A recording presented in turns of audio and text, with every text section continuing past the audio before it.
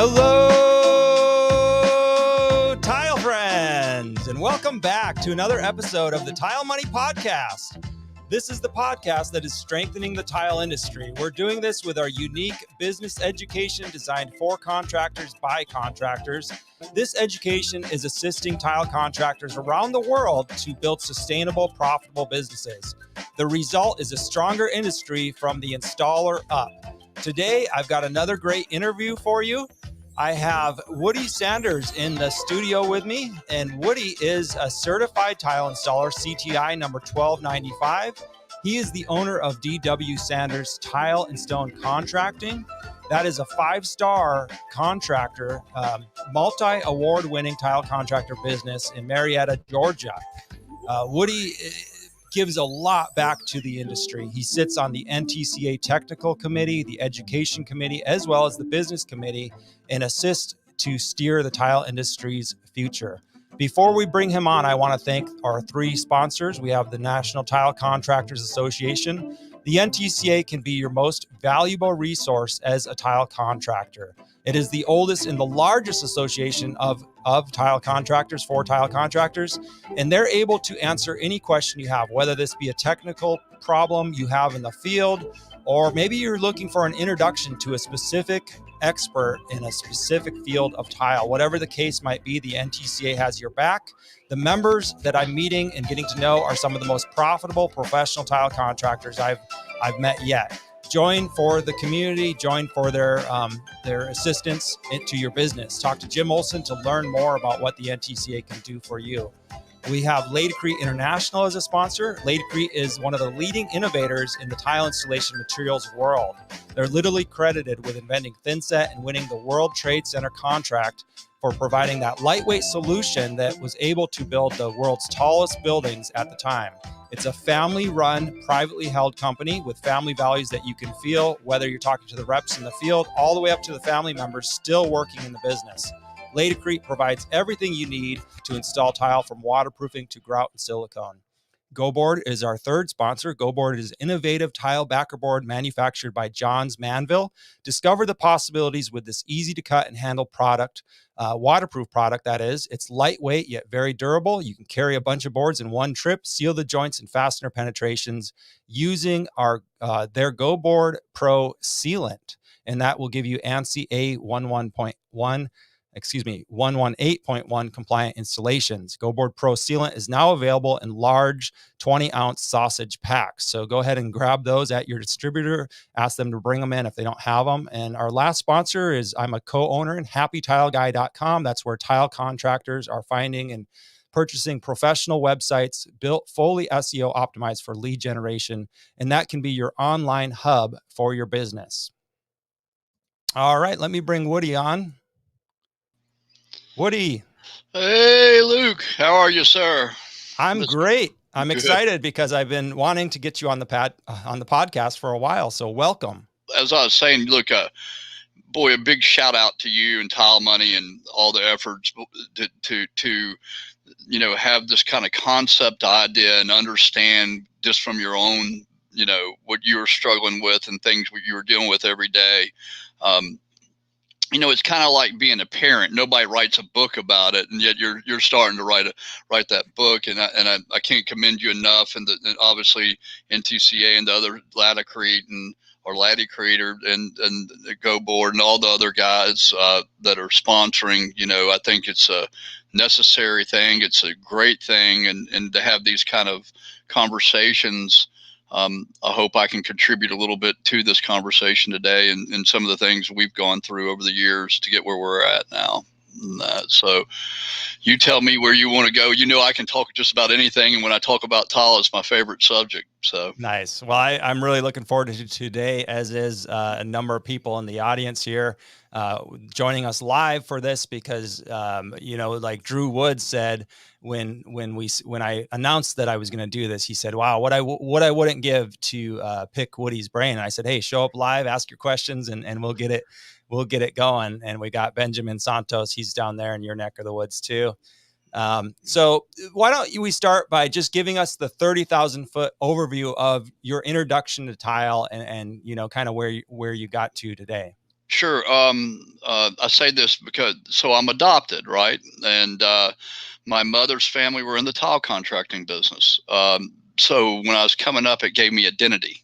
So I kind of got in. My grandfather on my mother's side started here in Atlanta in 1929.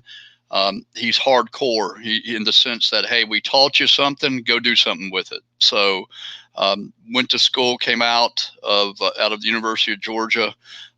My cousin had a company called Secure of Georgia. Started there where we were making mortars and grouts. Prior to that, I had done my apprenticeship in the family business in high school and started out. So by the time after college, I was already a journeyman setter. This kind of went from there, spent some time with various manufacturers. In 94, I would start the business.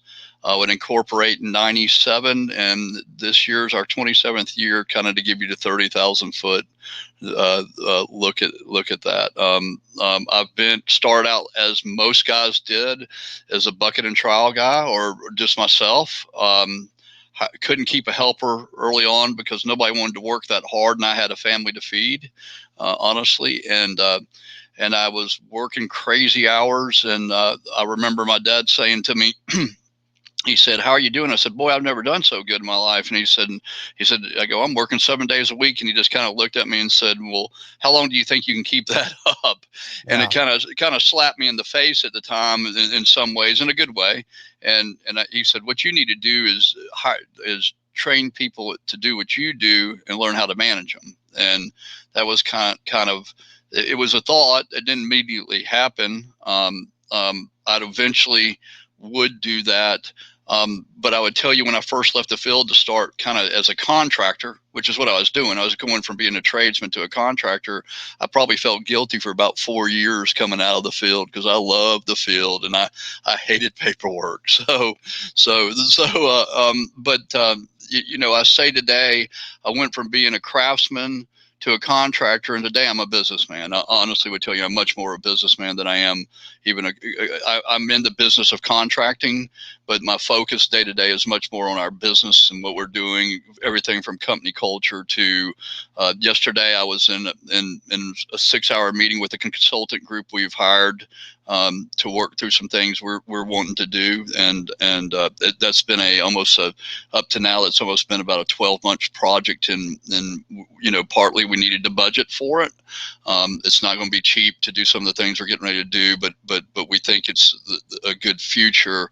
I think that's kind of a hard thing I'm in the point of partly my career is I'm looking in the next decade for the handoff, right? I've got my second and third generation in here, so my thought process is a little different. But and I think as you grow and you get there, you have to say, what I think a lot of guys would agree, what I can do intuitively, because I came off my knees and I see my books, and that you've got to be able now today with metadata to be able to see so I can see that, and I kind of call it my redneck math. I can go back in and look at I can go down and look at different reports and put things together, and it substantiates what I'm already seeing.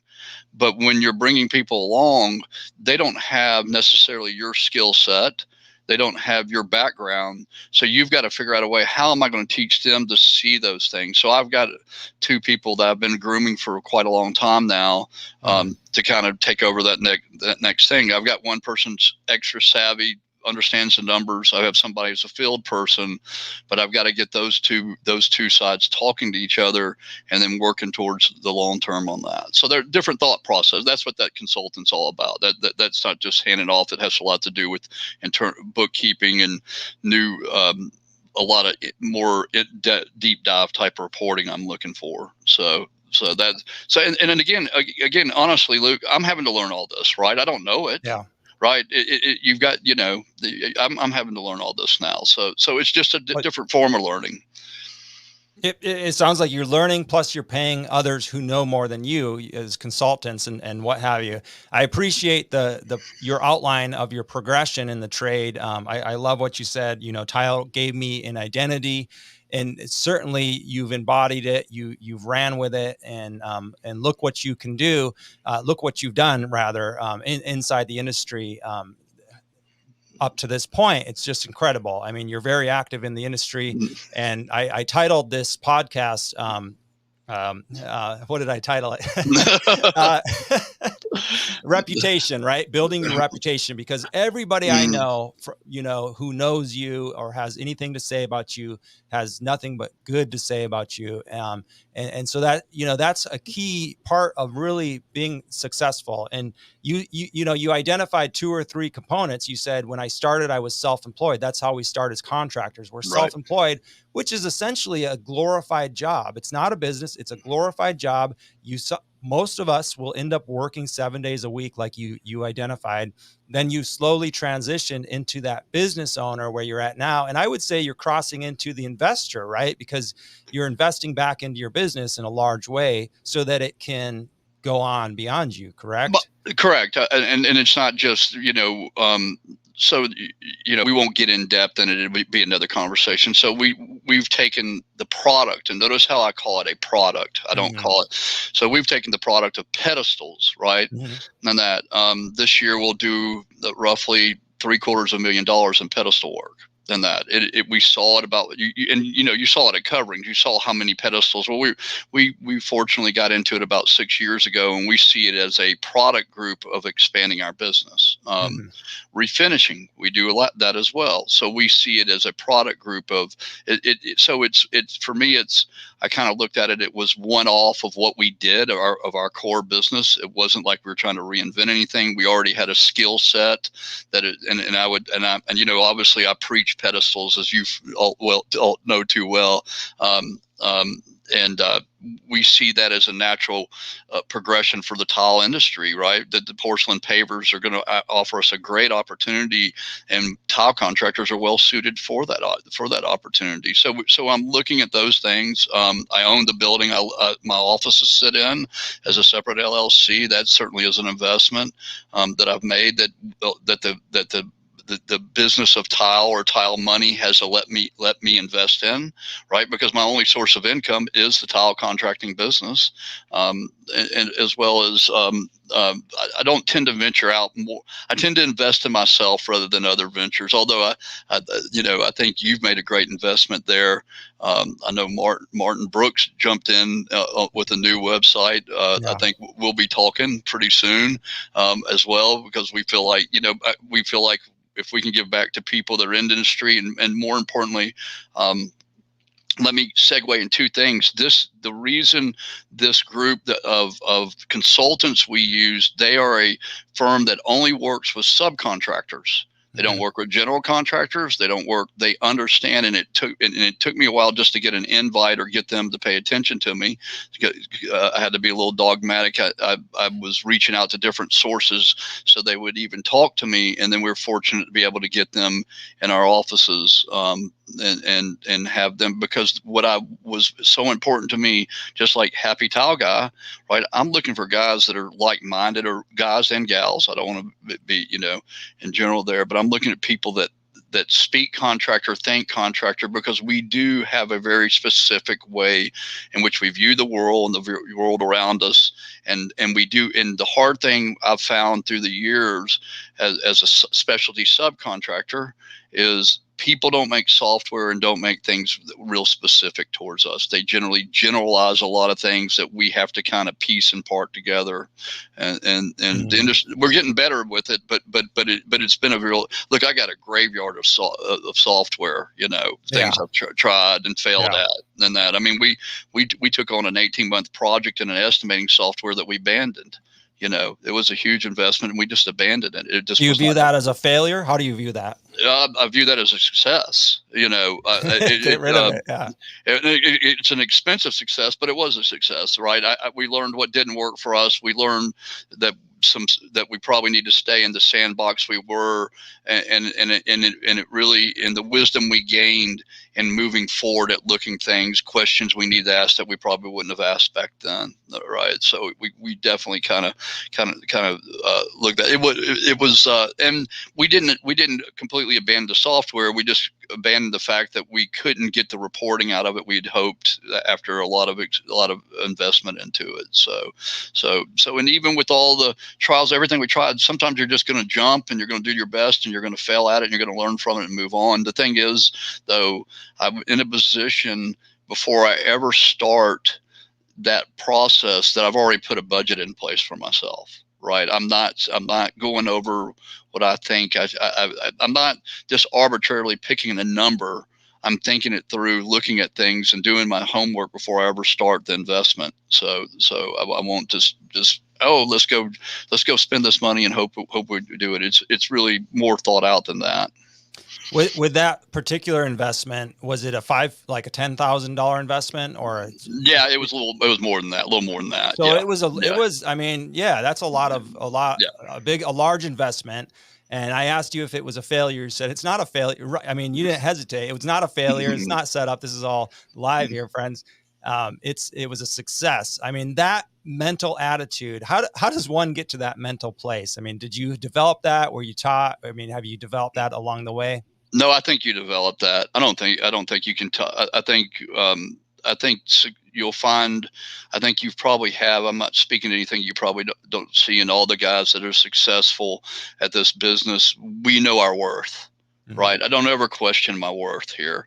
I'm not trying to figure out, when we go on a job, we understand the value we bring into that job. We understand our level of excellence, and I know that's kind of backing into that question a little bit. My let me tell you, my business plan when I started this, it had one sentence. It says, I can go out, make a living at it, and do it right. Craftsmanship by the standards. Because I had come out of a manufacturer of grout and mortars where I was tech service manager for the East Coast, and I'd saw so many tile failures. And really what it came down to was just, I wouldn't say the lack of knowledge. And let's go back. I'm speaking now, let's put it in historical perspective. I'm speaking 28, 30 years ago. Right. So so the same thing we're talking about today, we were talking about their interest. Don't let me get down this rabbit hole too deep, but I got so tired of watching tile failures that were so easily there was no reason for them. It was preventable. It was very, thank you. That was the word. It was very preventable. And I just said, and I got tired of being the guy having to say, hey, and I said, I was traveling at the time, honestly, about 50 weeks a year, and I got burned out on it. And I said, well, if I'm going to work this hard, I'm going to work for myself. We've heard that statement before. Well, you didn't realize how hard you really were going to work for yourself, right? Yeah, so I was so I think you see the same guy. A lot of the guys who here are listening, and hopefully the people listen. I think the guys that are in this, we spend a lot of time on the technical underpinning of our trade, understand the standards. We certainly have plenty of that information out there. We don't spend a lot of time in the business side of our trade in that, because we don't it's easier to install tile than it is to do cash flow projections, right? Because it's not the way we think. It's that we think technical on how we're going to install this tile and how we're going to solve this problem. But business is nothing but the same thing. I'm just solving a different series of problems now. And that, so have I had tile failures? Absolutely. We've had them, and we went back and looked at them and say, why do we have them? We analyze it. And I never looked at those as failures either. I looked at them as opportunities to learn from something that sometimes they cost me. Sometimes, they didn't, but do we, in that. So I think that's continuous. I'm never, you're very kind in saying I do a lot for the industry, but I honestly would tell you, I get an awful lot out of it, and I'm never too, I can learn from everybody, and I've always and I'm constantly looking for those companies and mentors. That's as much as why I'm in the 5-star. Why I'm a 5-star contractor as anything. It's the access to people that I can wear them out over information that I don't know. I mean, and you'll be surprised. Some of the big boys, what you would consider the big boys, how graceful they are once they get to know you with answering things that maybe it's on a different level, but it's just a level I've gotten to, right? It's just a different level in which we all get to it. And that and I don't mean that in a negative or positive. It's just right now, sometimes people don't know what questions to ask until they're in that position to understand, oh, I need to ask this question, right? So sometimes you don't know what questions to ask until you kind of get to that level where to that next level.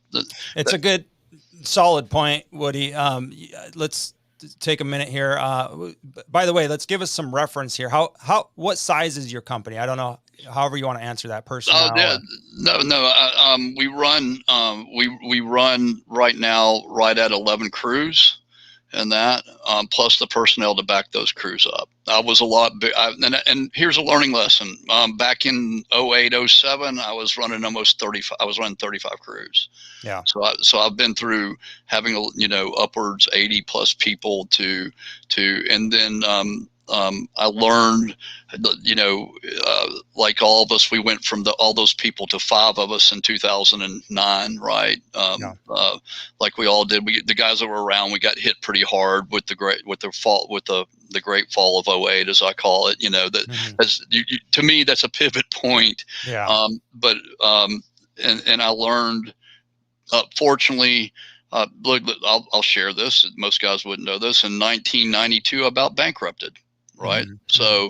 So I got caught with my hand in the cookie jar because 9/11 happened. The production builders almost stopped immediately. I was in a different segment of the market, and I was going along, and I didn't see the trend happening, and all of a sudden I'm sitting here with no work. And I had a partner at the time that I was bringing on who was just a bad actor, and I just don't think it behooves anybody to go any deeper than that. It was just a bad actor, and I had to bail us out. And fortunately, I had funds where I could basically not pay myself for 2 years and rebuild the company, and that's what I did, and taught me a good lesson. Also, probably reaffirmed that absolutely I knew who I was and what I could do at that point. Then it was just pretty much let's start building again. 08, I did not get caught in 08. I saw it. I had learned the lesson and was seeing. I always tell this story, and that I was on a house at the time, and it was a huge contract. And when I say huge contract, this is 08. Our labor and material contract on that single house was probably about $600,000 at the time. The lady came in, so we're on this house for obviously, and which is typical for us. We're on jobs from 14, 16, 18 months sometimes. And the lady came in and said, "Hey, I want to do that dome ceiling and glass mosaic." And I said, "Really?" And he goes, "Yeah." And she goes, "What do you think?" And I took my tape measure and I kind of guessed at the center line. I guessed at the rise of the vault, and I guessed at what I'm just saying, look, I go, "Look, if we're just roughly speaking here, I'm thinking we're going to be about $90,000. And she said, "Let's get started." And I got out of that meeting, turned around and called my office and said, "I want to know every contract I have and every obligation I have before I get back to the office." I go, and the person who was working for me at the time said, "What's up?" I go, "This isn't real anymore. This is fake money." And this was in, believe it or not, that was in December of 2007. Okay. So I didn't know anything. What I did is I just started battening my hatches down. I said, any debt, I got out of it real quick, wasn't taking on any more obligations. And so I couldn't told you what a dollar cost swap was. I didn't know I didn't know all that stuff was going on. Don't know today what it was going on, but because I trusted my gut and said, this isn't real. People don't see this as being real money. And because I would ask myself, forget what I do. I want to know what they do. How are they making all this money, right? And fortunately, we were able to batten the hatches down, and we obviously we literally gave away company trucks. We gave away the tools in those trucks back in 9, and because there was nothing else we could do. And again, it was a learning lesson, saying, you know what, I'm never going to do this again. I'm going to redefine and reshape who we are, and we really changed, really started focusing on more business issues once again. So I'm not going to tell you you're going to get your trials in the business, and you're going to have to go through them. I can't keep, I think more knowledge and experience, knowledge and information is going to help you only so far. You're going to have to get the experience, right? And that I think knowledge and information will help you way through what you're going to have to go through to get there. And that, but anybody that's telling you, any company is telling you that they're not having those experiences is not being honest with you or themselves. Yeah, or themselves. That's a good point. Just like that fake money. I think a lot of us in retrospect can understand that, what you mean by fake money and the way the banks were handing out money back in, the early 2000s all the way up until the crash. Just unbelievable. We have a couple comments here I'd like to address. Drew asked if you feel like the current economic climate is something to worry about, similar to 2008 or 2001. No, I don't think so. I think we do have there. I think, although I'm not a big fan of what anybody's doing right now, but I think at least we have stopgaps between the markets in our economy. I don't think we're going to have the red hotness of the marketplace. I think that there was a lot of money pushed into the market. A lot of people got it. So all this remodeling was going on. So everybody got super hot and that. I don't think the hotness we see in the market is going to keep on, but I don't see us at the other standpoint. I don't see it doing like an 2008, like at the backside of 9 and 10 when we were. But I'll tell you this: some of my best years were when we were recovering. Because we learned the lessons and we learned how to be better stewards of what provisions we have, and that. So I don't think I don't see those indicators now. Look, we're not seeing. We've got several good contracts. Obviously, I see contracts out further than. I'm not doing. I call it retail, and I call it retail work. That's not the segment of the market I'm in. I'm not working for the homeowner directly, and that I'm in the residential side, but my clients are general contractors, remodeling contractors, and home builders. So those are that's the clientele I work towards, and those are the customers we're pursuing, and it's a good segue. You have to understand, Luke, next year, all I'm looking for is one customer. Yeah. Yes. I'm not, because my growth is I only grow as fast as I can put qualified crew. I self-perform everything. Everybody in my company is certified tile installer who sets for me and that. So we will. Go ahead. I'm sorry. So you're looking for one more customer? One more customer. Oh, right. One more. Okay. One more customer. Okay. Right. So you might have however many you have, a dozen, right. And you're just looking for that one that will be that incremental percentage of growth, Okay. That more fits our culture. Right. Because I'm not going to turn around and try to substantiate my numbers to people who I'm never going to win that argument. Right. If you don't understand. Are all your customers right now on this? Do you want them all? Will you let any go after, are you all on? Obviously you are, right? Your worth, as you grow, do you let any poor performing partners go, or? Not at this point, because I've kind of done that over the years. Right. Yeah, so you have done that strategy. Yeah. To your point, I'm evaluating. We're evaluating that customer base, and then we're looking at that, because we want people. Look, we want builders or general contractors that are technical. Mm-hmm. We want builders and general contractors that understand that we bring safety programs to the picture that have cost to us and value to them. Mm-hmm. That we want them that understand we solve problems, and we're going to execute to a high level, and we're going to give them more than what they're paying for every single day of the week, and we're going to be around to warranty and honor what we've done, and so that becomes more relational, not Not just what, if you ask me, if the first question you ask me is what's your price per square foot, I'm going to say you're asking me the wrong question. And Send me your price sheet. Now, yeah, friends, yeah, exactly. I don't have one.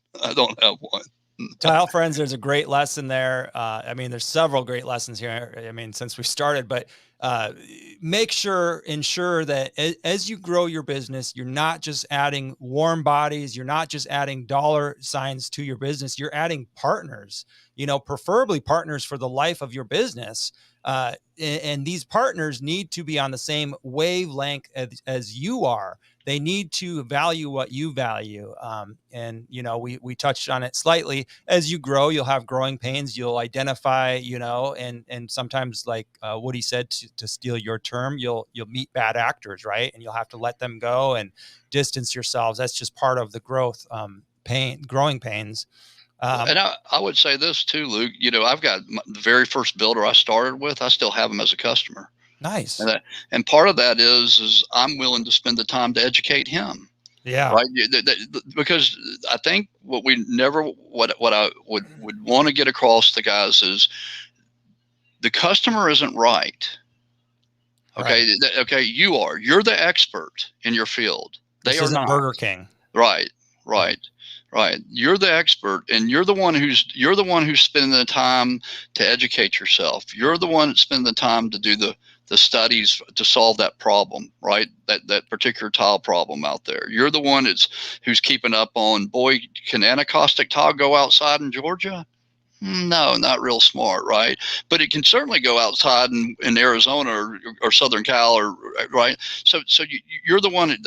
I'm just picking one topic, sure. But right. But you're the expert. They're not, yeah. And you're not only the expert. And what works in Georgia doesn't work in other parts of the country because of a lot of different things that you're the expert in. So I've spent a lot of time in educating my builders on not only the technical side of what we bring, so that actually they actually become reliant upon me. Yeah. Right.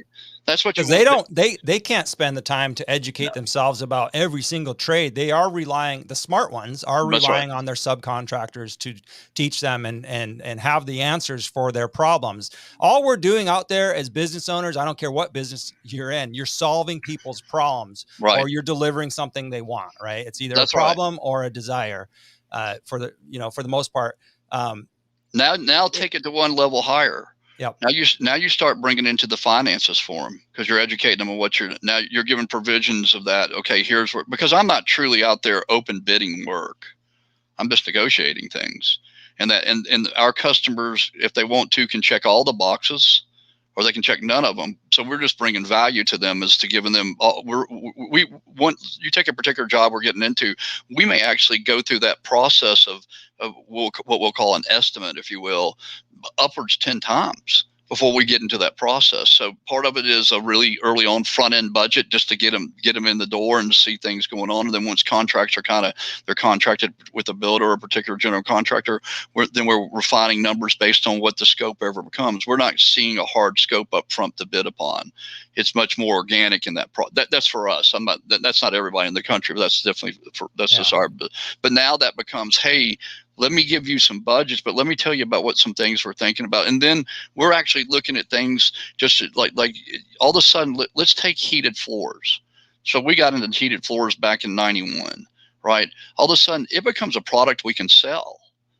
Right. It's not just something we install. Right. It's something we sell, and we got in hard, and then we say, how can we cut our costs? How can we do these things? And then now let's sell this. And then we're educating them. Hey, here's curbless showers now, right? Here's the new cell, but here's what we need to do it right. It's a great profit. It's a profit center. It becomes a service I'm providing. It's something I understand. I'm always looking to be ahead of it in the marketplace and be the go-to guy for it. And then people rely on me, and I don't have to really compete, do I? So no, that's right. Because you're one of the only guys doing the porcelain pavers, right? I mean, There's not very many companies doing it on your level. Now, on that matter, first of all, let me just say, when you talked about the value that you're bringing your contractors, you're the expert. So Woody is charging not just to install tile. In fact, if somebody just wants a tile installed, at some point in your business, you're going to learn they're not your customer. You're doing it. You're charging for your knowledge.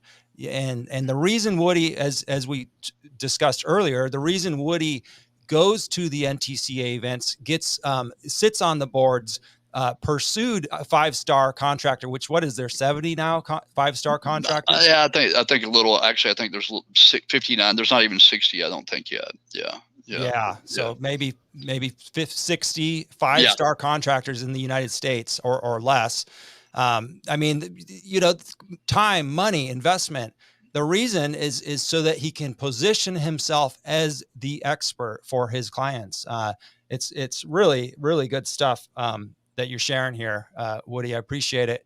I don't want to belabor the point. I just want to go back to 2008 and the crash and all that, and something you said real quick. Mm-hmm.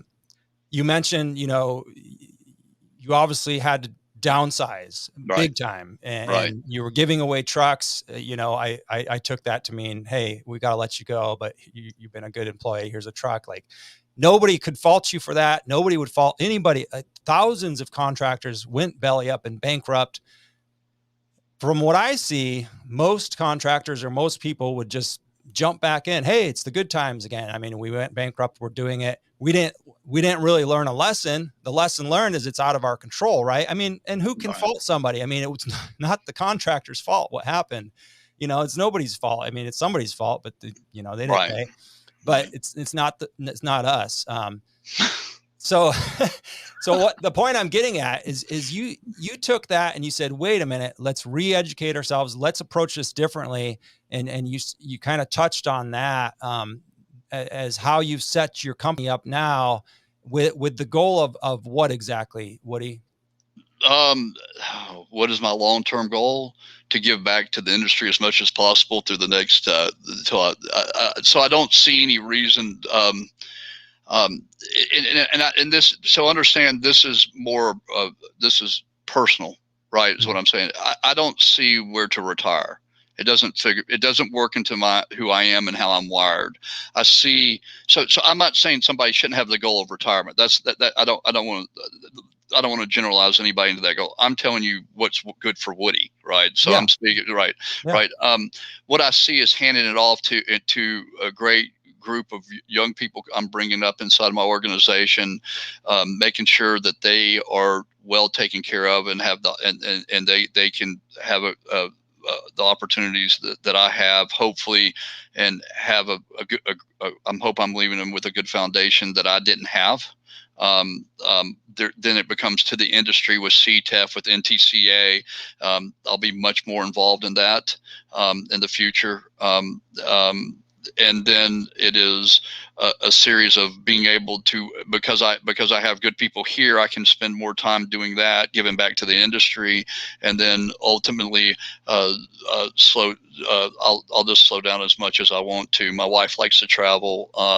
As you've met Wei, my wife is Chinese. We have family in China. Before COVID, that was kind of our hobby, if you were going to call one. We like to get up and go.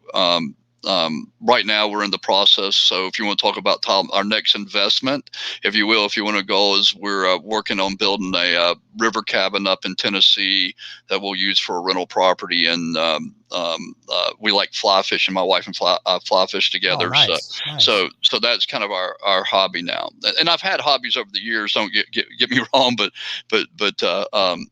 so that's kind of the end game. I'm not motivated, Luke, honestly, by money. You've got to have it's a tool. It's money, tool. And I'd like to pause here a minute, because money is a tool. You can accomplish a lot of good things with money. You can't accomplish none of what you've accomplished. You can't employ people. I mean, you can't do it without money. Now, this message, unfortunately, is lost from time to time with the, Tile Money, the brand. Right. It's lost in some of our conversations. It's lost in some of our Facebook group. that saddens me. It's not my intention. One of the things, because I have a huge issue with money. I don't like it. I wasn't taught to like it. I'm afraid of it. I want to, it's like I run from money, Right.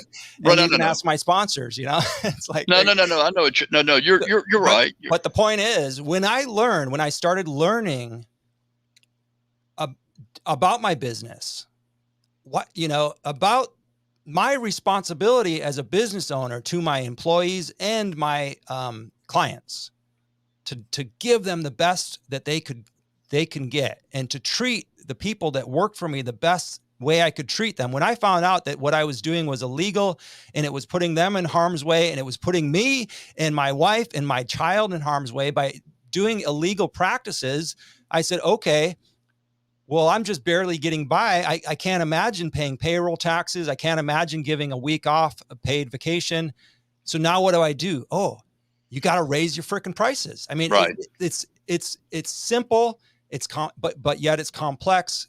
But we cannot do any good if we don't have money as a business owner. I have respect for monks. I have respect for people who volunteer, missionaries, whatever. I myself was a missionary for 3 years. I took a vow of poverty. Mm-hmm. That's all great. But if you're going to be a business owner, understand that money is the lifeblood of your business. And it's not just so that you can sit on Capitol Hill as a fat cat. It's actually so you can do something good. Absolutely. And you've identified that very clear. So I want to thank you. No. I hope I didn't. You're right. I like that nerve I hit in that. Absolutely. I absolutely do. Your money is a tool. Without money, I couldn't have a 401k. If I don't have profit, I can't, our companies has benefits, right? And that without that, and really the price raise would be not so I can put more money in my pocket. Can I put more money in that into my people's pocket? Because that's, where's your legacy? Mm-hmm. Boy, he was, where's your legacy? I mean, if you're saying what, I don't know if my legacy wants to be that D.W. Sanders Tile carries on with the reputation that with next number of generations. Because I'm fortunate to have, look, I've got second generation. I've had fathers and sons who work for me right now. Mm-hmm. Right. It's not just, wow. Right. So we're a lot.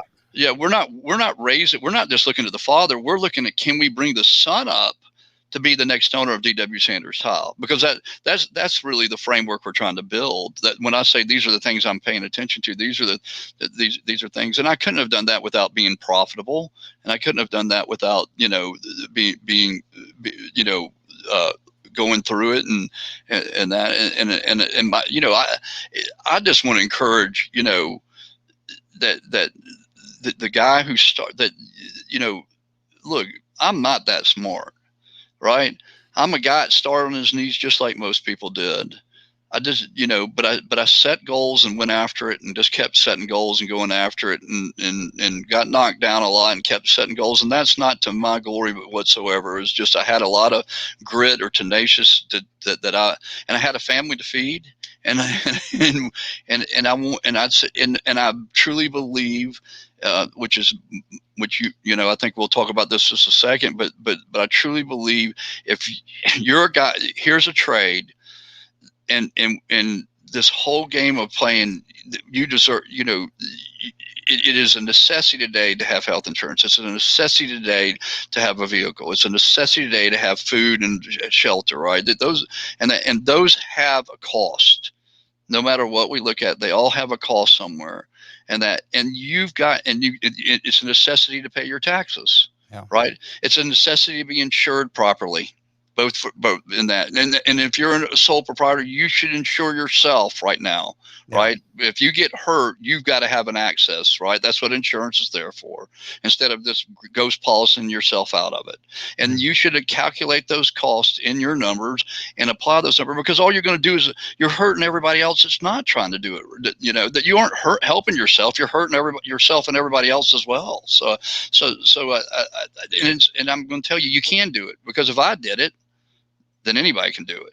I'm nothing special. By any stretch of the imagination, I'm nothing special. I'm just a guy that had a trade who said I needed to know more, and I was humble enough to start asking a lot of people how I can get there. And then I was fortunate to have a remodeling contractor early on that was extremely busy savvy, and I just wore the owner out. I just wore him out. Asking questions. Going in on a Friday afternoon and pinning him down and saying, well, why are you doing this? Why do you set your organization up like this? And I saw the benefits of being organized, and I could see they were a prosperous company. So I just kept looking for that mentor, that opportunity, and I would say, unlike the tile industry, one thing I really love about our industry is I don't think there's anybody out there in this industry that won't share with you. Yeah, it seems like it. I mean, we could probably identify a few, but it seems like if you're showing up and asking questions, it's unbelievable to me. When I got invited, to go to my first, NTCA meeting and talk to people like yourself and Martin Brooks and, Martin Howard and all these other great people. I mean, I can go on, but and they asked me about me, and then they allowed me to ask them about them and their business and their families. And you're always searching for mentors. And somebody said earlier, when you first started talking, they were kind of shocked that you said you're looking for mentors. I want to say, you're identifying and utilizing peers as mentors. Right. And you're also investing in consultants and probably some sort of mentorship at some point with dollars, right? Not so much that, more consultants. But mentors are, for me and just me, were very personal, right? I needed to have a very personal connection with the people I trusted. So I think they saw something in me, so they were willing to let me wear them out. Look, Leigh Hightower, do you know that name at all? Say it again. Leigh Hightower. And that, if there's older guys will know that. So Leigh Hightower was actually tech service manager for Secure at one time, and I think he would ultimately work for Custom before he retired, and that. But he was on the NTCA Technical committee. He's retired, long retired, but he was a guy. So he was a mentor to me. I just wore him out learning. Hey, what's 1184? What's 1181? I knew how to set tile, but learning the mortars and the grouts and why things work, chemistry. This goes back 35 years ago for and that. So he was a mentor for technical side, right, back in the day. Lou Couillard was with Maupay. He was a technical mentor to me coming up through there. Paul Dinkle, which the older guys would know, he's the inventor of WonderBoard, right? Mm-hmm. He was a mentor. Joe Tarver with NTCA was a mentor at one time. So that's on the technical side. But then I looked for business mentors, guys and those were guys I was associating with inside my regular business is what I was looking for. Guys that could give me advice of how are you doing. But and now peers are more mentors. The guys that are running like businesses, or even I've got a good friend who's real good in the fabrication business here in Atlanta. We do some. We joint venture some things together and that, but he's a very savvy business. He's not a technical guy at all. Actually, he's a business guy that got into the slab business. So he's a guy and he's booming. He's growing. His goal is to sell his business. He'll flat out tell you that is my goal. Sure. Right. Nothing wrong with that. That's not me. But I'm fascinated by the process and and seeing what he's dealing with, and he's willing to, because there's a safe place with us in that. I'm not telling him anything. I'm not telling you anything he wouldn't.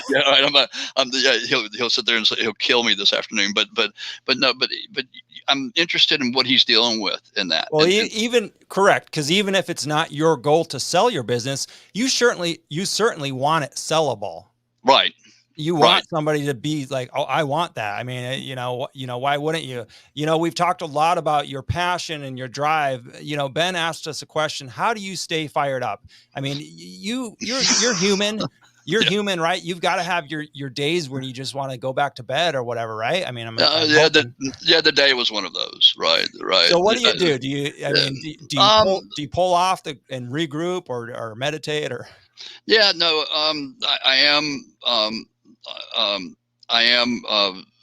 a man of faith. I'm a Christian. I do study the Bible a lot because I feel led to.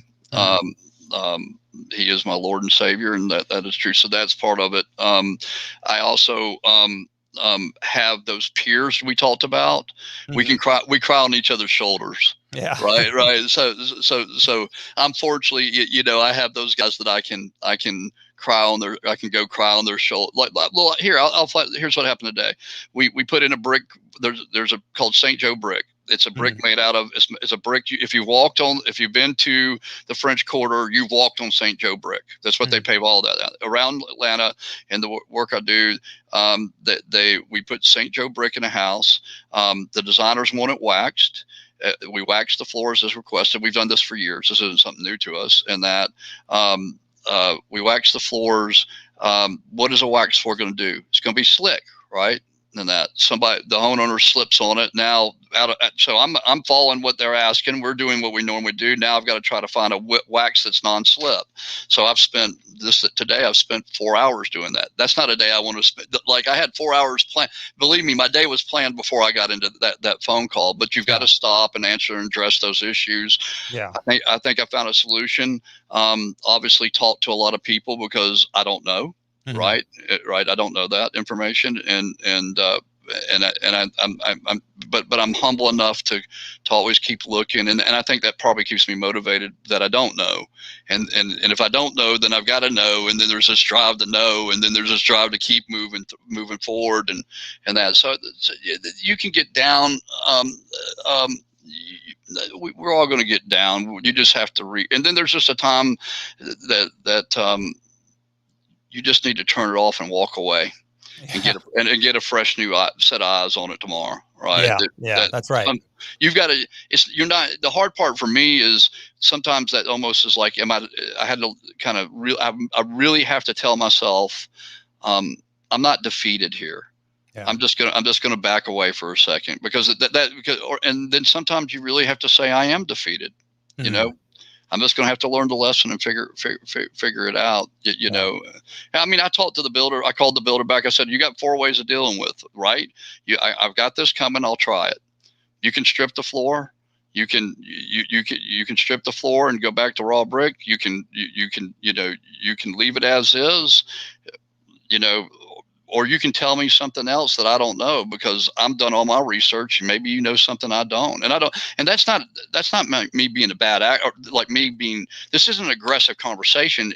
But it is a very real and honest conversation. Yeah. Right. I'm not pulling any punches, but I'm not being a jerk about it. I'm just telling you, tell me. I'm fine. I'm telling you this is what I know. I'm telling you, I think my research, but I don't have to be right here. Yeah. I don't, not by any means. So, but Ben, good question. But yeah, no, I think Ben keeps himself up pretty well. That's a great company over there. That's a great company. That's a company we recommend business to. Oh, that's great. Good to hear. Yeah, these a couple of good guys over there, Ben and Jason. Yeah, they're good guys. I like your answer. Sometimes just having that group of friends to call on and cry on each other's shoulder. We recently launched a Tile Money Mastermind, and there's about 75 contractors in there. And one of the big, we get together on Zoom and talk about each other's businesses. And one of the biggest compliments or the biggest things we hear from them is they like it because they just understanding that everybody's kind of in the same boat, right? We're not an island. And that helps a lot of people just understanding. I mean, as a podcaster, I associate with podcasters too, because it's like, what the heck am I doing? I had to learn a lot and cry on their shoulders too, I think you're doing great, brother. You're doing great. Well, I appreciate that. I want to be respectful of your time here. We've been about an hour, and I'll give you as much time as you want. So I scheduled my afternoon for you. Actually, I didn't know how this was going to work at all. So I did. You gave me the calendar. I just said, heck, I'll give you as much time as you want or don't want. So I'm really am. I think some people think, Luke, that I'm unapproachable. I'm really not. I'll take your call if you call me, and that if I can't talk to you right then, I'll call you back. Right? I'm not isolated. My wife says I intimidate people. It's not intentionally. I actually pretty. I tend, but she also says I don't smile enough. So what do I know? I tend to be more on the serious side of things, but that's more. That's just kind of who I am. I'm more interpersonal, and I'm always what you think is I'm being impersonal, but it's actually I'm just thinking a lot of things through all the time. So I'm constantly kind of working through that. Let's talk about my favorite subject for just a second, though, if you'll allow me to. Let's do it. Ceramic Tile Education Foundation. Yeah, absolutely. What is that?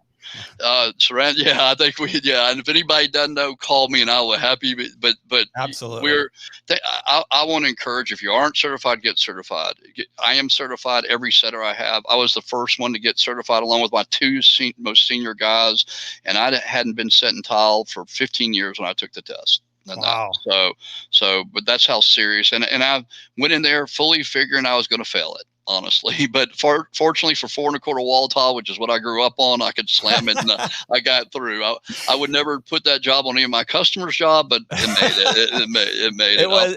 Yeah. Well, let's talk about it for a few minutes. It was it like riding a bike then? It is. You don't forget your look. We're working on ACTs. That's something Jim Olson obviously has talked about that. That's something I'm involved with right now very intimately. We're actually going to be able to test for AC. Ben, it's coming. It's coming. Just have some pay. We're getting. Yeah. No, I hear it's coming quick. It's coming. COVID.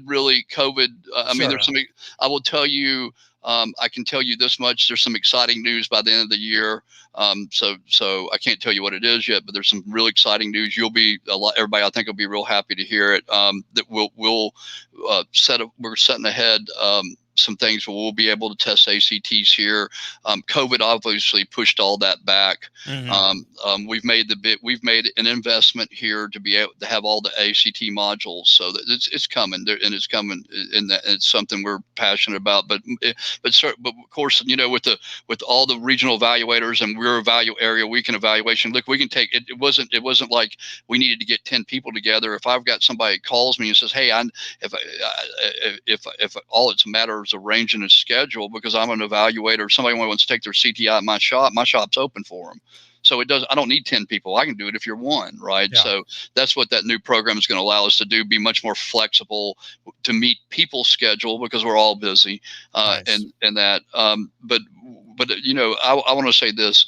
What makes you were fortunate to live in a state where you got your license, and most states aren't that fortunate. I'm a believer in licensing, honestly. Sure. And and you sit there and say, well, I'm a tile setter. Well, what makes you a tile setter? Well, I had $1,500 and I went and bought, I bought a saw from the big box store, and I got a mixer, and I've got a power drill that, it's the wrong drill, by the way. I could get started for 500 or less. Yeah, exactly. Yeah, exactly. And but what makes you right? This is that whole thing. Why am I a 5-star? Yeah. It doesn't give me any more jobs. It was because it's who we were. Right. We were just saying culturally, this is who we were anyway. Now, does it help us in some marketing position ourselves? Certainly does. It gives us credibility. But that's what CTI does, right? It gives you credibility that it wasn't you saying you're a tile setter. It's the industry it's saying you are. And that's why I'm a big supporter of it. Our company is a supporter of it. We actually contribute to the CTI, to CTEF every month. We actually budget and contribute funds to CTEF, and that I was just going to mention that. I'm glad you mentioned it. And I'll mention it for you. Woody's not pushing this just to say words. He's not just talking. He's not making money on this deal. In fact, he's it's been published. So he's dedicated $1,000 a month since March of last year, 19 or March of 20 or whatever it was, since the beginning of the pandemic, which shut the CTI down. So you've dedicated $1,000 a month for the last 18 months. Mm-hmm. So he's somebody who puts his money where his mouth is. When he says he believes in the program and says what he says. I have the two most common questions or opposing views of the CTI. Or one's a question, one's an opposing view, I guess. Okay. And we've kind of already mentioned one. I just want to, we've kind of already mentioned both of them, in fact. The first one, and somebody just texted me last night, And I'll just give you both questions, and then I'll let you roll with it. But the first one, and somebody texted me last night. They said, "Luke, I'm thinking about becoming a CTI. What's it going to do for me in my business?" Okay, I answered. You already kind of answered that, but maybe you could just package it up real nice and tight. Then the second question is, why are we setting 1980s tile? So maybe explain give us a brief answer for the first one. What is it going to do for me? And you've already answered that, but it's just a tight clip. I'll pull it for Instagram. And then why is it the old tile? I think what is it going to do for you? It's going to set you apart. That's what it's going to do for you. It's going to be it's a building block. I think you've kind of heard this through this whole conversation. There's these building blocks I have in my life, right? And CTI is just a building block. It's a building block onto your next level and that you may be the great look. I see some fabulous work out there, right? In that, all right. I see some fabulous work out there all the time. I mean, I see a much more fabulous work. Don't we all just focus in on the crap, right? We don't know, but I want to tell you this, right. We see a lot more good work than we do bad work, at least inside the community, right? Because generally the people in the community are the ones that care, right? Right. But I think it's a building block.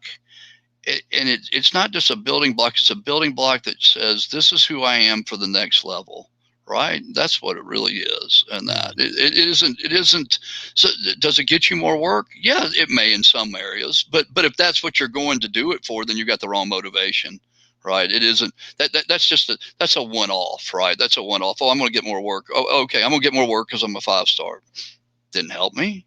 Didn't hurt me. But it helped me in other ways that aren't directly related to selling a job, right? It helped me build culture, right? It helped me do something that's measurable within my organization, right? It helped me. It gave a framework. Look, we use the CTI as the journeyman's jump over, right? So we take a kid through our apprentice program, and that's the journeyman said. Look, we believe in it so much they get a full set of crick levels when they pass, right? Nice. And then if I showed you the ACTs, I've already got the levels here. I had 5-foot custom cricks made from when we passed ACTs, and guess what? I have 30 of them in my office, and not a single person has gotten one because nobody's passed their ACTs yet because we haven't taken them. Right. So we don't give it.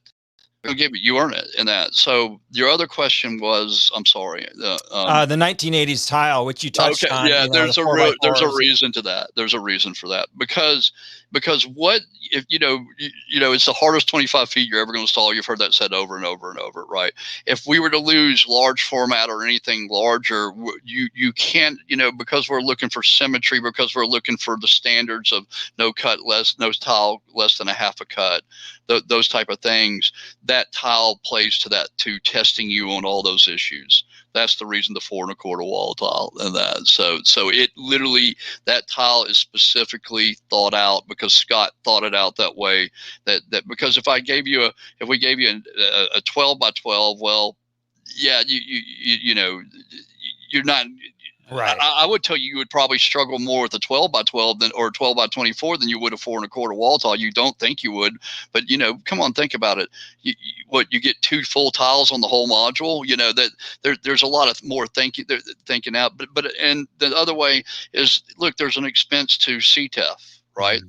This isn't free in that. So the supporting manufacturers, Interceramic, Dow, AO, a lot of there's several others out there that I'm probably missing, are kind enough to help us with the 4 1/4 wall tile. Then you get into the jam, right? 4 1/4 wall tile is one of the last tiles out there that has trim shapes. Yeah. Right. So those are some of the reasons that specifically, and that, I know I grew up on 4 1/4. I loved it, I think that everything will evolve is that module.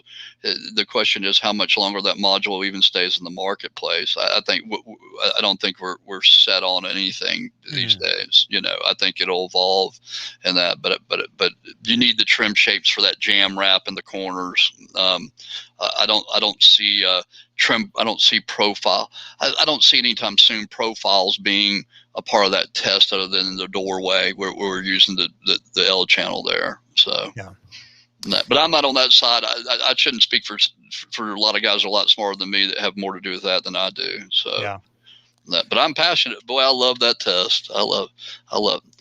Here's one more. Here, let's jump back one question one more time, and that 52% failure rate. Yeah. You think you're an elite company? Yeah, you're going to be an elite company. Yeah.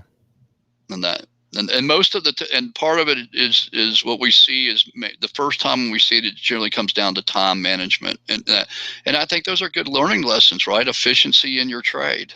Yeah. Yeah, we have some good supporters watching today. Eddie said he's going through the online NTCA University. For those of you in the podcast listening, I can help you with that link. In fact, I'll put one in this podcast. Online university. He wants to be a CTI as well as the ACTs. Jason Trudell says he's scheduled for himself plus some of his installers. Drew Woods just passed July 31st. Congratulations, Drew. Congratulations, Drew. Yeah. Ben, of course, 1462. Yep. Ben says it was so hard, or it was hard. I got to say, it made me a different tile guy. It changed me. You start to think about things differently. And Ben's somebody who learned tile a little later in life. So, it was a good education, setting myself apart. Drew says it was the hardest thing he did.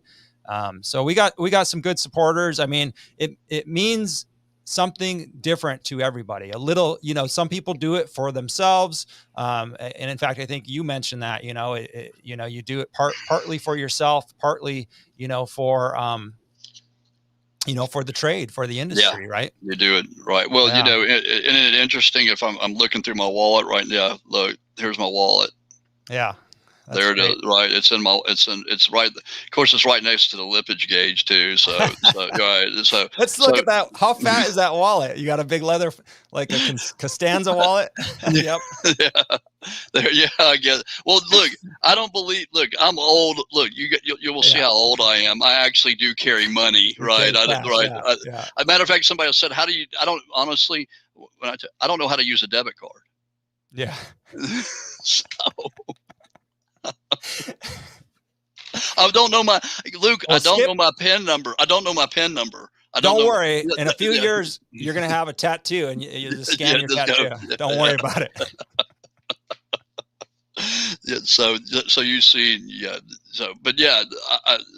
Let me put it this way. I think you find out I'm 57 and I'm as passionate about the tile business. I'm probably more so than I was in my 20s. So. Yeah, you're really, and that's why when you said early on at the beginning, tile gave me an identity as a youth, right? Right. And that's why I said you've embodied that. I mean, it really encompassed it your whole life. So we've talked about your excitement a little bit, and we'll wrap this up here soon. What concerns do you have about the industry, if I can ask? Yeah. Tiered sub is a big concern of mine. If you think about how technical we've gotten today and all the education we're doing, right, through NTCA, NTCAU, I can't, hey, let me give attaboy to pick up NTCAU. We use it as our apprenticeship program. So we were big believers in it. We contributed to it early on. Yeah. But I'm concerned about I'm concerned about tiered sub, and then we're basically leaving somebody in vulnerability on a certain level of the guy. So we're putting all this weight on the shoulders of these individuals in this position that they may not get to the classes, they may not be educated, they may not have all this, and we're sitting there saying, because you make my price point so I can make money on this job. I worry about that bothers me, right? That's an issue we're going to have to turn that ship around. And if you think about that issue leads into some other concern, which is where are you going to get your labor in the future? If what you're saying to somebody, hey, Luke, here's what I want you to do. Come to work for me. Here's $1,500. Go get this ghost policy for your work comp, and that and then let me put you out as a tier sub, and I'm going to pay you $200 for a tub hop, $100 for a floor. I'm going to pay you this piecework price, and oh, by the way, I'm going to tell you to show up. I'm going to tell you to do this. I'm going to treat you like an employee, but I'm going to pay you as an independent subcontractor, and then I'm going to put all the liability on your shoulders. And oh, you better, here's a new waterproofing and epoxy grout. Go at it. Yeah. I'll be back on Friday. Right. Yeah. I have a hard time with that. I'm being facetious slightly. I don't think I'm totally being facetious there, but that bothers me, because what that does, if you can look past your own, if we can go back into that 30,000 foot, which is hard for me to do when you're talking, when I'm talking, but if we can look at the industry more at the 30,000 foot range instead of in our own grid, and that, where's our future? Yeah. Who wants to go work in that, right? Yeah. If that's your, instead of saying, hey, I've got this program that I'm going to carry you through. You're going to become a journeyman. You're going to become a master if you'll stay with it. If you'll buy into the program, it's going to pay you this as you can see it going through. You'll come out. You're not going to have college debt. You're going to come out with a trade that nobody's ever can. And I can't distinguish it. I try to teach this right from day one. Nobody can take your trade from you. Once you learn it, it's yours. Yeah. And you earned it. You aren't being given a trade. You're earning it. And once you earn it, you can go anywhere and do anyway. And that, look at the seriousness in my face. Nobody can take my trade from me. Yeah. And that I can go at 57, I can still go out and make a living. If I've got to just go make a living, I can go anywhere in this country and make a living. Right. That's my trade. And that, so you earn it. I earned it. Didn't beg, didn't borrow, didn't steal it. I earned it. And I've got the background and I can prove it. And that, I'd take that. Now that, I don't mean to be arrogant, because that's what it is, but that's how much I know my trade, and just like you know yours, right? I take that real serious. And why are we going to? And therefore, I should be paid as a tradesman, and I should be rewarded as a tradesman, and I should be honored as a tradesman. Absolutely. And that's what I want to bring back to this industry: is there is honor in what you do. And that there are not many people can do what you do. The TV shows want to say they can. The big box stores want to say they can. But what you do is of honor, and not many people can do it on the level. And that I love going to a party and saying, what do you do? Well, I own a tile and stone contracting business. Oh boy, I put my powder room. I go, really? And well, here's what I got to do. I go, well, how did it feel? Well, my right there in the back of my thighs hurt. We can all relate to that, right? I go, well, all you got to do is figure out how to do that 365 days a year, make a living at it, and support people. Yeah. That, and then do it to a level where people are going to accept your work every day. And that a little bit different. I take you there. You hit my nerve, right? That's how much I believe in these guys, and believe that. That's what those are big concerns in the future. And then I think the final thing that's probably the biggest concern to me, Luke, is very much what you're addressing, which is the business of tile. And that too many guys get in here, and I want to say this, and I don't want to be negative, but I want to be honest, right? And this is probably, some people are probably going to, it's okay. I saw on your Instagram feed, sometimes the hard conversations are the ones you need to have. Yeah. Right. Well, let me have a hard conversation. Not everybody should be a tile contractor. True. Right. I don't want to. I'm not taking away any of your skill. Matter of fact, I'll honor your trade, and that you should be paid well as a tradesman, and that, but not everybody should be a tile contractor, and that because and I'm not saying that because you aren't capable, but there's a lot more than goes in it than simply knowing your trade, right? You have to be willing to. I take leadership as a servanthood position. Look, I'm the last to get paid. I'm the first to make the sacrifice.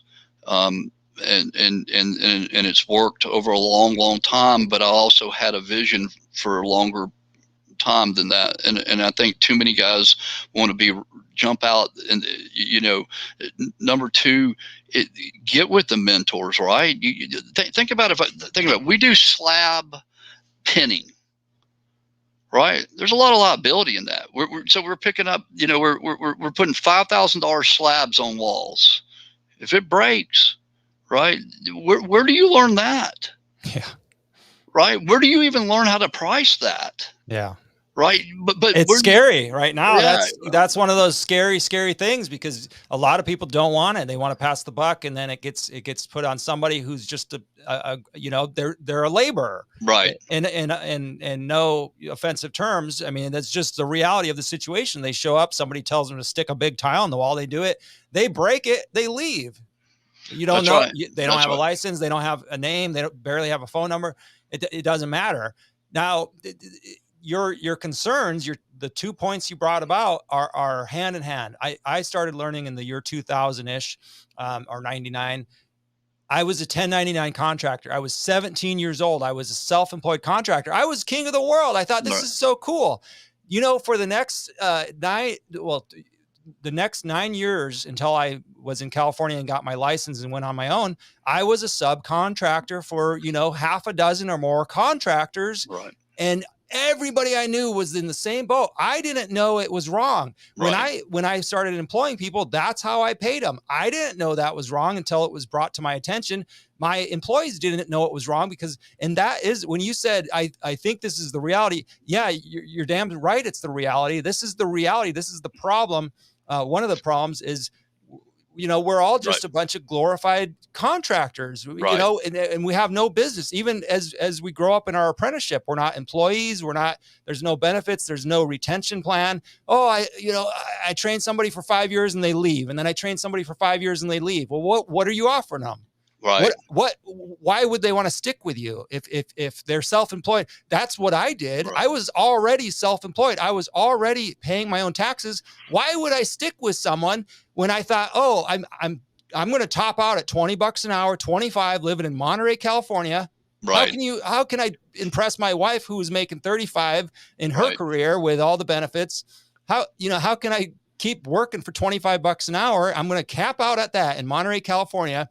No, I'll go get my license and pass it, and I'll charge 35. That's right. That's exactly how it happens in the contracting world. And that's one of the big problems. And I address that as well. Woody, I say most of us shouldn't be, and myself included, most of us should not be in business, and that's just the sad reality. We have no business being in business, and we're making a fool of ourselves, and we're doing more damage to the trade.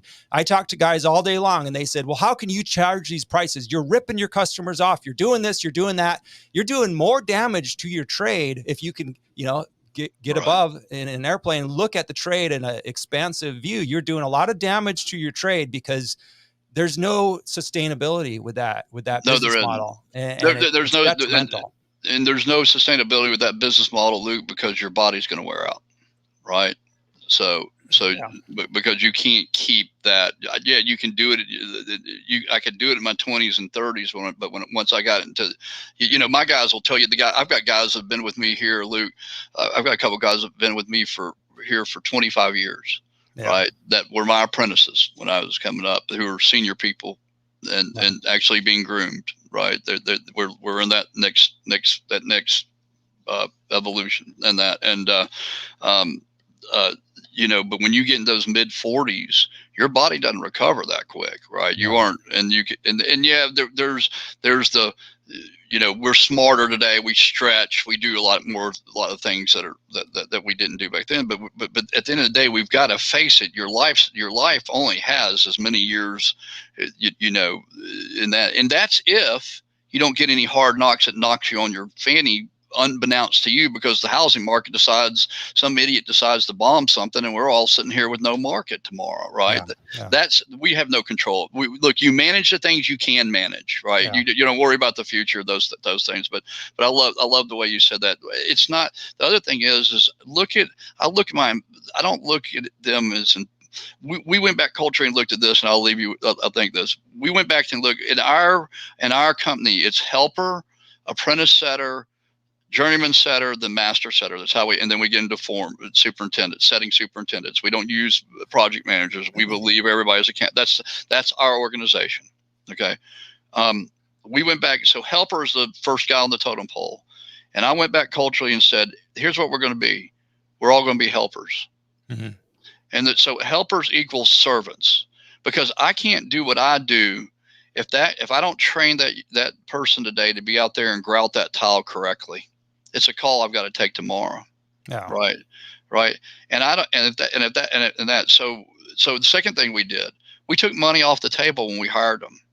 Right. Yeah. We're paying them, and I don't want to get into that because I don't, but we're paying them, needless to say, above whatever they're thinking minimum wage is going to be. And I'm in Atlanta, Georgia. Sure. So I'm paying probably what tile setters are making in Atlanta as helper. Sure. Okay. Why? Because I want you to buy in here. Right. It's culture. Yeah. I want you to buy in. I don't want money to be the issue, and that I want you to, and then I can start growing you in a way. And then we have a goal. Here's what a journeyman setter should make here. And we're going to work you into that level. Now that's not you. If you're smart and you apply yourself, you can do that in about 2.5 years. Right. You can get to that level, and that where you're doing that. Doesn't mean you got it all. You're going to spend a couple more years in that process. But as fast as with the information we have and the knowledge we have today, we can move people much faster. And then it's just time on trial, what I call time on trial, TRWEL, time on trial, right? That play in that, and then we kind of move with that. I think so. So here's the real thing though. Every day, I'll tell you something we do. We do payroll every week on Wednesday. I still cut paper checks. I know you think, and there's a reason, because they have to come in and pick up their check. Because I want to shake FaceTime. Yeah. I want to talk to them. Because otherwise I'm not seeing them every day. And that I still do that to this day. I don't ever see me ever changing that. Yes, I do know we could send their check out through the electronic mail or whatever they do. Right. We could do that. I won't do it. It's not because I can't afford to do it. It's because I want them in here. I want two things. One, I'm the guy that employs you. Right. Yeah. Two, I actually care. I'm the guy that cares about you. Yeah. I want to know. I don't want to just know about what's going on the job site. I see that in the reports you do every day. I want to know what's going on you. If I don't build a relationship in that, if it's isn't about people, then let's call it quits. I might as well just trade stock. Yeah. I mean, I love it, man. Thank you so much. Thank you for sharing your viewpoint, and we had a short discussion, 5 minutes or whatever, of concerns, right? And it got a little depressing, but then we've ended it here on a high note. And this is my privilege. This is my excitement, identifying and getting guys like you on camera and sharing your story, because I think the young people, need to know there's actually companies where you can go have a career, not just a job, but a real career with real people who love and appreciate that what you're doing for Woody and what, he said, I'm not going to take your trade away. I'm not, I respect the heck out of you if you can master this trade and this is the exciting thing for me, is highlighting, giving, and I appreciate you willingness to come on and share your knowledge and open up and really bear all. I appreciate it, Woody. So thank you. You're welcome. Thank you. Thank you for the opportunity. I'm sorry to take y'all so long. It was absolutely worth it. And tell you what, anytime you want to come back for round 2, you just schedule it and we'll do it again. Thanks, Luke. Yeah, you just let me know what we want to get. Next time, anything, if guys have some suggestions or anything that they want to get in deep, if you want to dive deep into some things we're doing here, if some of the guys that are watching this or somebody in the future, if they want to reach out to you, and we want to focus in on a single subject, I'm happy to do it with you. Absolutely, brother. I appreciate you so much. You don't know how much I you know what? I probably would be retired if I'd had you 27 years ago. So I sure, or at least I would have taken a few of the kicks in the teeth I had to. It's my privilege and honor to play a small part here in the industry. Thank you, guys, and for all the guys that showed up today. Gosh, thank you for having any consideration for anything I had to say. So. Absolutely. They've stuck with us, so they've appreciated it. All right. Thank you, Woody. Thank you, sir. Have a good night, day, guys. All right, tile friends. Well, that was a great discussion with Woody Sanders. I really appreciate him. What a valuable asset to our industry. If you want to stay in touch with all things tile money and don't miss out on anything we're doing, the best thing to do is to subscribe to our weekly newsletter. You can find that in the show notes or by visiting tilemoney.com. We email everybody on typically Thursday evening. The link is in the show notes. All right, tile friends, like always, stay positive out there. And by all means, stay profitable.